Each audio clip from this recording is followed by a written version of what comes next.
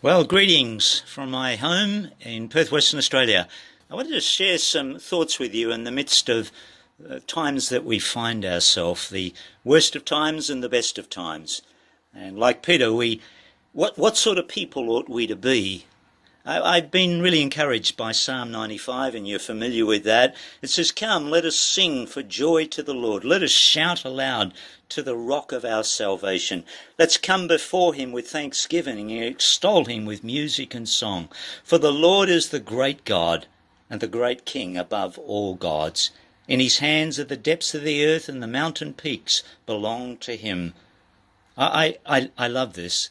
It really causes us to understand the greatness of our God and of our King. You know, young David, when he went out against Goliath, the armies of Israel were intimidated. They were frightened. No one would tackle Goliath. But see, David saw Goliath in perspective to how God was.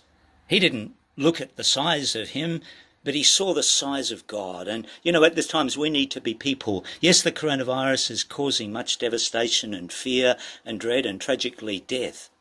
But we need to be people who will see it in comparison and in perspective to Almighty God.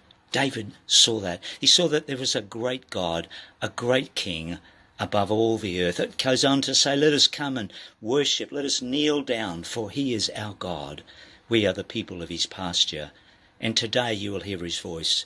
You know, in the midst of many voices that have been heard today, and we're hearing many things, tragically it's instilling, it's feeding people's fears, but we need to hear the voice of God that will feed our faith. As you come before him with thanksgiving, with joy, and worship God, you will hear his voice. And God will remind you as to how big he is in comparison.